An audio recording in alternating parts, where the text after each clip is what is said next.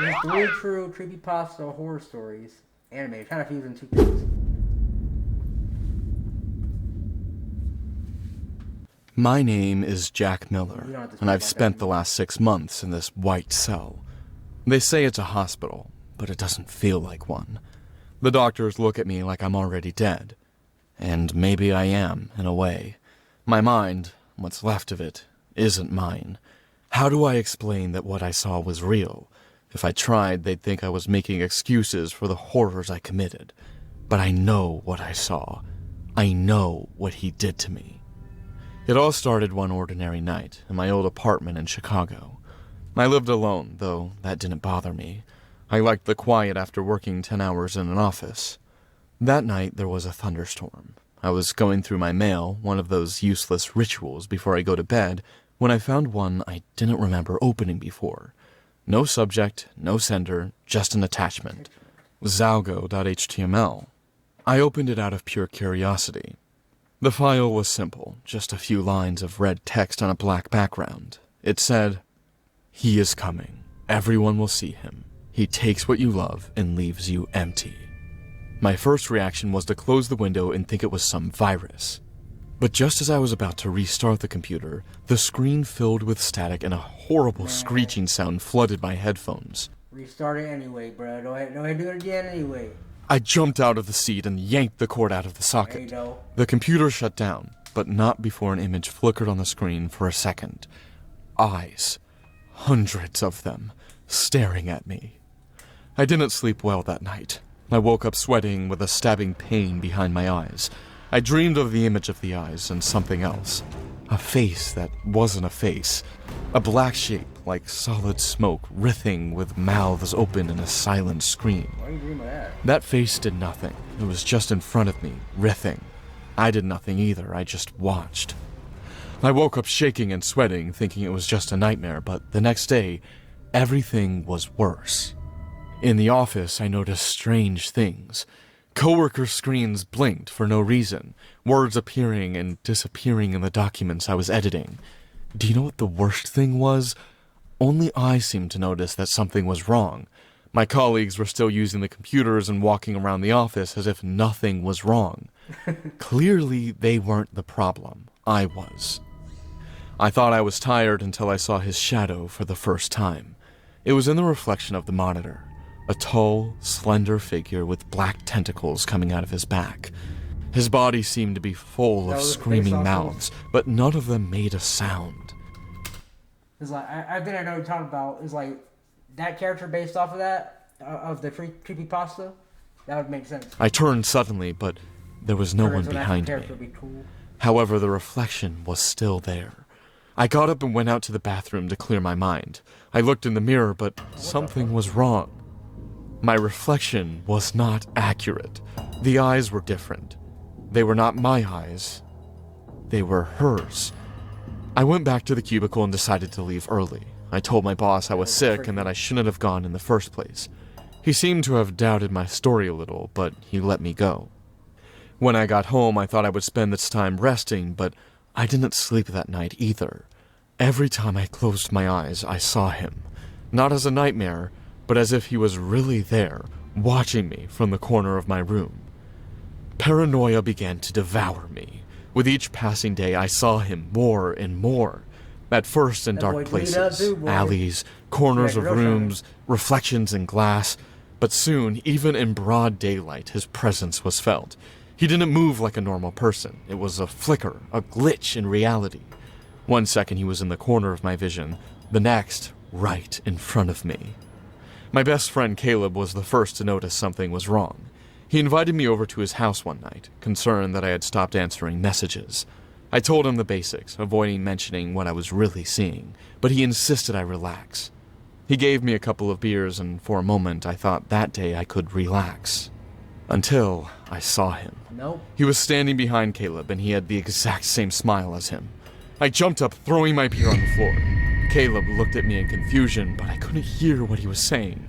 All my focus was on him, on this thing that was so close. When Caleb put a hand on my shoulder to calm me down, I completely lost it. I don't know where the strength came from, but I pushed him against the wall, yelling for him to back off. I didn't see him as my friend. I didn't know why. It was inexplicable. But I was sure the demon was inside Caleb, taunting me and trying to trick me. Caleb hit his head against the furniture because of my push. He was pretty dizzy and lost, but I thought for sure it was a trick to catch me confused, so I ran away without saying anything. I stopped working. I stopped answering the phone. I locked myself in my apartment, but even there I wasn't safe. That face was everywhere. It seeped into the screens of my devices, into the pages of the books I tried to read to distract myself, even in the patterns of the cracks in the walls. One of the only times I tried to leave the house after many days, things got worse. On the street, I saw strangers with empty eyes and mouths full of teeth. In the supermarket, the lights flickered and I saw him in the aisles. No one else seemed to notice. When I screamed, people looked at me like I was crazy. When my sister Rachel came to visit, I tried to warn her. I told her to stay away, that I was infected, but she didn't understand. She insisted on coming in and helping me. I hadn't eaten. Her, bro. Let her, bro. He over here tweaked out. But she didn't understand. She all smiles, bro. She's like, oh, it's okay. It's just my brother. He's just tweaking out a little bit. Insisted on coming in and helping me. I hadn't eaten for days, and the vision of Zalgo became more intense with each passing hour. It didn't take long for the situation to escalate. As she sat down on my couch, I saw him behind her. His tentacles wrapped around her as if she were his toy.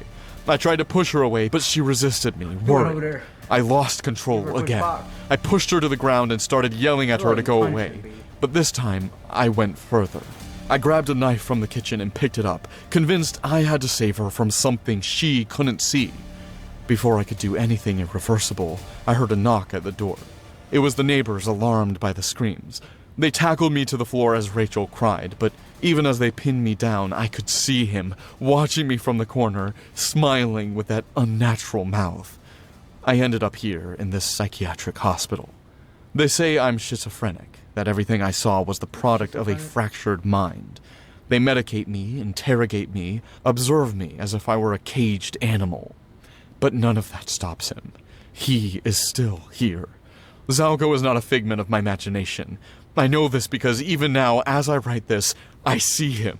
He is standing behind the doctor who enters my cell every morning. I see how it slowly engulfs him, how its presence corrupts him, even though no one else notices.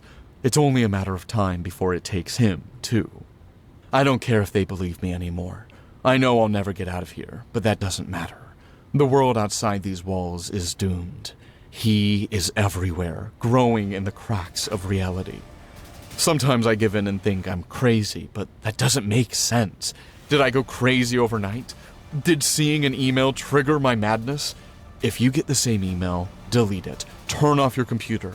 Change your email. Do whatever, but don't open it.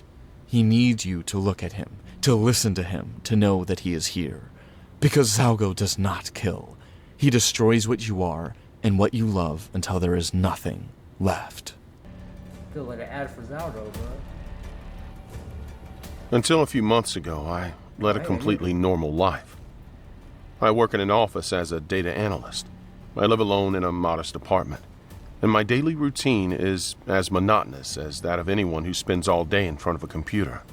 And like anyone who's ever had something terrible happen to them, from one day to the next, my world was turned upside down.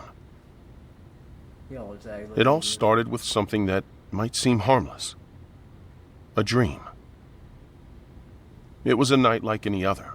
I fell asleep without any problems, but at some point, I woke up with a strange feeling, as if someone was in the room.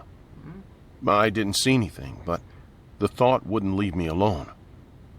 That same night, I dreamed about a man. This is where the strange begins. The man, he wasn't doing anything bad to me. He didn't threaten me, he didn't attack me, nothing. But I realized I was in a nightmare because of one specific detail. This man didn't have a face. He only had smooth skin where his eyes, nose, and mouth should be. He was wearing a black suit and was standing at the end of an endless hallway. Hey, that boy's sharp though. You feel me? He look good, you know. If they got no face, bro, that's all right, bro. We can, we made it work with the suit. It don't matter, but give him a little tie. He did nothing. He just looked at me. Or so it seemed, because, well, he had no eyes. The next morning, I didn't think much of it. We all have weird dreams, right? But something about it stayed with me. That dream wasn't just weird. It was different. I felt a kind of restlessness that I couldn't explain. It wasn't until I had the same dream 3 days in a row that I started to worry. The faceless man was always there, standing, silently watching me. I told no one. It seemed ridiculous to talk about my dreams as if they were serious, but I was still afraid. The fourth day was different. This time I wasn't in a hallway. I was in my apartment, sitting on my bed, and the faceless man was in the corner of the room. Even though he had no eyes, I knew he was looking at me. I froze. I couldn't move or scream. I just watched him as he slowly approached me. Suddenly, he started running towards me. I woke up with my heart racing, sweating as if I had run a marathon. But the most disturbing thing was not the dream itself, but the fact that when I opened my eyes, for an instant, I thought I saw him standing in the corner of my room, exactly where he was in the dream. I blinked, and he was gone. I thought I was losing my mind. That boy tweaking. Stress, maybe. I decided to seek distraction, so I sank myself into my work and avoided being home alone as much as I could. But no matter what I did, the dream came back every night, and it felt more and more real. The faceless man was no longer just standing there. He was getting closer and closer to me. That week was the worst week of my life.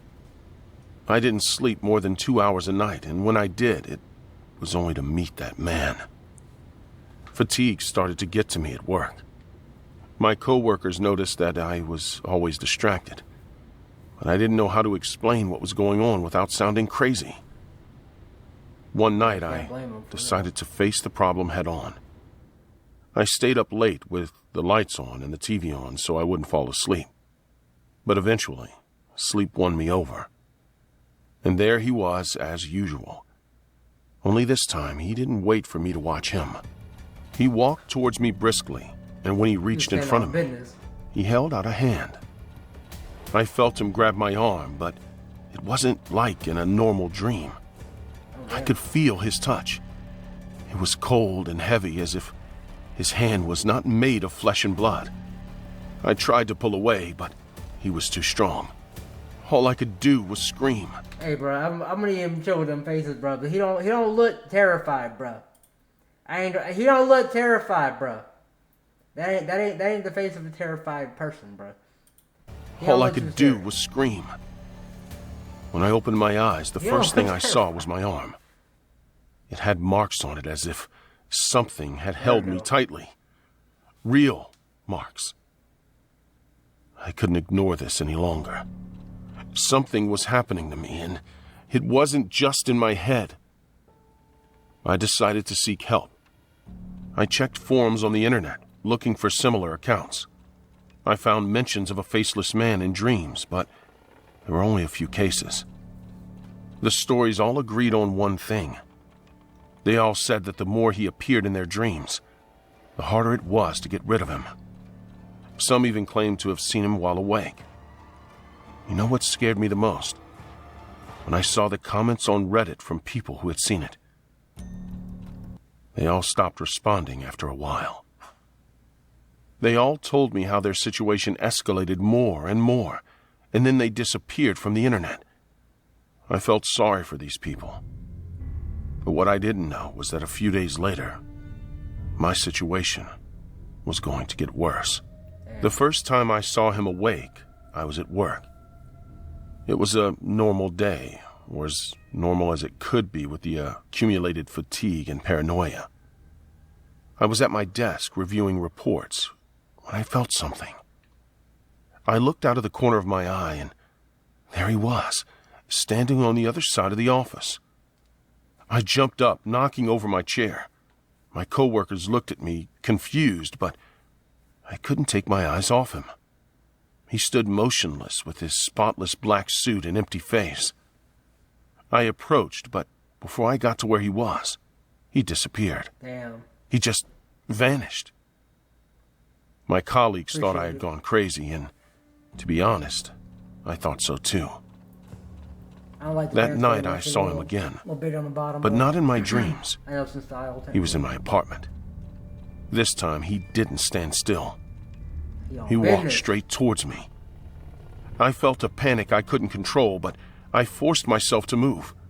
I grabbed a knife from the kitchen and yelled at him to leave. He didn't respond. He just kept moving forward. I threw the knife. It was as if it went through the air. Yeah, why would you And throw then it? in an instant, he was in front of me.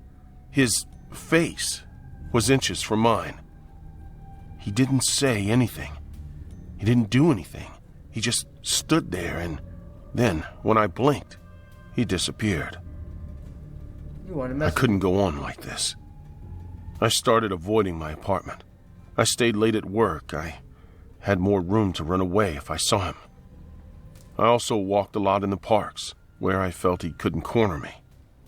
One night, while walking through the deserted streets of the city, I saw him in a shop window. It wasn't a reflection.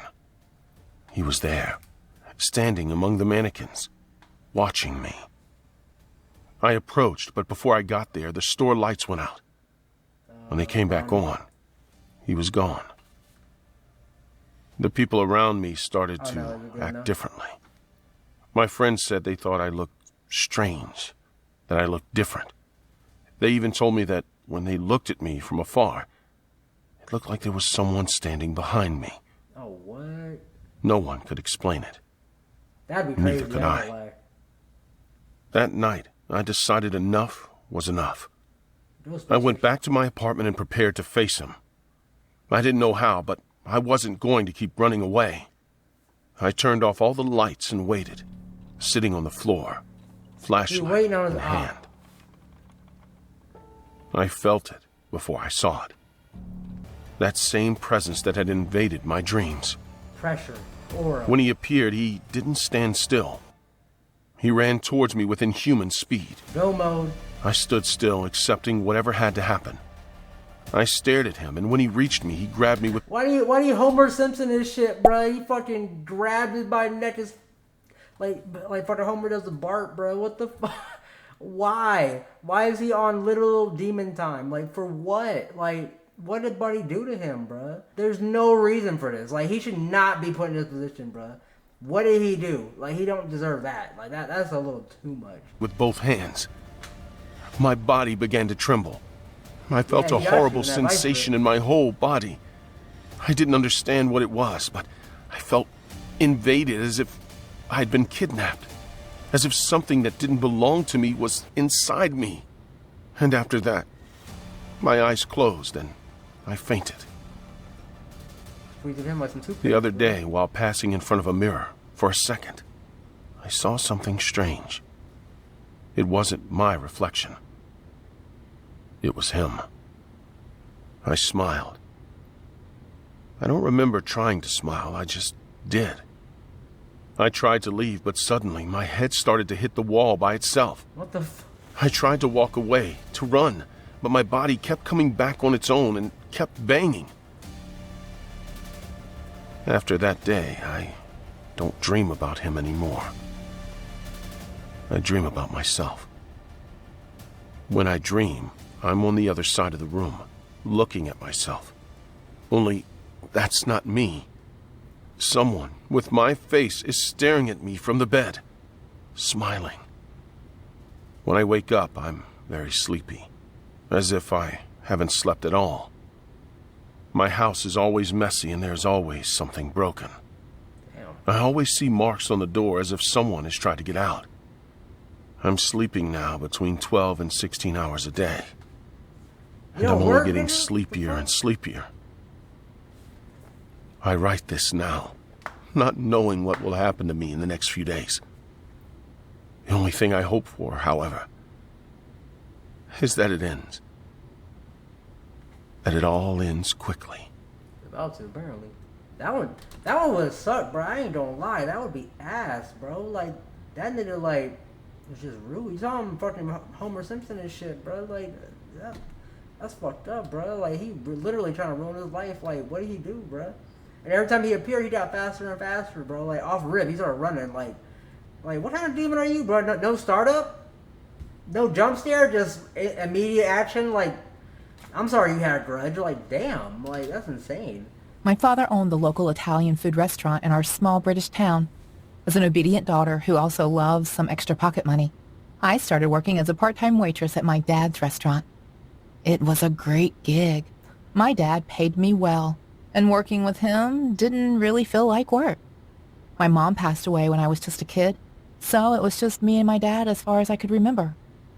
Our restaurant is the only one serving Italian food in our town, so it was a pretty popular place. We used to be busy throughout the year, and we had a staff of 6 people aside from me and my dad working in the restaurant. Mostly, my job is to wait tables, and the cooking part is handled by my dad and one other chef. The home deliveries are mostly delivered by Toby and Zach, as Dad does not send female staff to deliver food, due to obvious safety reasons. This incident happened when just after COVID-19, and on the 3rd day of reopening our restaurant. COVID was a really tough period for us, as the restaurant was closed for 2 years straight. Damn. Although Dad had great savings and investments to sustain us, by the end of the 2nd year, we were struggling. So when the government gave us a green go to start restaurants with limited staff and following quarantine rules, we jumped at the opportunity. From the first day itself, we were swamped by orders. People hadn't eaten Dad's food in years, and most of our town was craving a pizza, pasta, or some sort of Italian salad. But sadly, Toby had COVID, and Jack's family had it a week ago, so he wasn't coming to work either. Damn. Luckily, Dad and our other chef were taking care of the kitchen, and I, with a new girl, were waiting the tables. We were getting a lot of orders as well, but there was no one to deliver those orders. So We kept denying most of them due to the lack of staff. But Mr. and Mrs. Franco were this old couple who lived in town, and they had known my dad since he was a child. Look, it's gonna be the girl. One of the girls don't know how to take out the orders of both of them or whatever, and it's gonna be something like that. Something bad don't happen, of course. You know what I'm saying? Like, that's don't happen, bro. I can already. I had been to their house many times over the This years, possible. and they I don't requested know. Dad to send me to deliver the order. I knew those two loved my dad's cooking, so I convinced my father to let me go. I had my driver's license, and their house was only a 15-minute drive away. Dad agreed, and I took off with their boxes of pasta. Let's go. I was driving the old beat-up car we use for delivery and took off. A bug. Now, you must know our town is just like any other small town, with narrow roads and cozy houses. The way to Mr. and Mrs. Franco's house is pretty isolated with many trees lining the road. I had been up and down this road several times, so I was just driving my car in peace. That's when I saw a group of men up ahead of me. That boy They got the big old didn't tit. look familiar, which meant they were not local. Plus, their van was almost blocking the whole road. When I reached them, I honked once. I saw they were dumping trash into a greenery nearby, and our town has some strict policies against dumping trash. The moment my car stopped behind them, they all looked at me very angrily. I immediately noticed that these men were either drunk or high, and there were at least 3 of them outside the van on the road, and I was all alone in the old car. One of the men wearing a white vest and pants approached my car. Just then, I made sure the doors were locked. Another man dressed in a sweatshirt and pants was standing in front of my car, but I was angry. What do you think you are doing? It's illegal to dump rubbish at the side of the road. What do you think you are doing? The moment he noticed that I had a dash cam on, recording them, they instantly became furious. Hey, shit, she has a camera. Is that a camera? Is that a camera? The man in the white vest who had approached me yelled and started yelling at me. I knew what they were doing was illegal, and they would either have to serve jail time or several £1,000s as a fine. We had a zero-tolerance policy for such things. They knew if this footage got out to the cops, they would be in serious trouble. Give me the camera. The man in the vest tried to open the passenger side door, but it was fortunately locked. I was like, huh? Nigga, you tweaking, bro. It would have already went in reverse or something, bro, and fucking you totally got ran over. Give the fucking camera to me! Now! Crazy. The man standing in front of the car banged his fist on my hood. I knew there was no way I would be able to reach Mr. and Mrs. Franco. I reversed my car at full speed and started backing out. There you go. The man in front of me jumped on my hood and hung onto it. I was so terrified. The other man was banging on my door, running beside my car. I was driving in reverse at full speed, but the man was still hanging on my hood. Oh, for God's sake! God's Whip sake! that bitch. I turned my car urgently, There you go. and the man fell off the There hood. you go. In the I'm about to say, you guys whip that shit, bro, so that way I didn't go flying. meanwhile, the third man, who was topless too, was running after my car. I kept driving in reverse as long as the straight road went, and then finally turned around and rushed to the restaurant. The moment I reached there, I hopped out of the car, terrified and sweating. My dad ran out of the kitchen, and all the people in the restaurant were staring at me. My expressions must have given me away. "What happened?" he asked me, and I told him everything. I then remembered that my dash cam had recorded everything.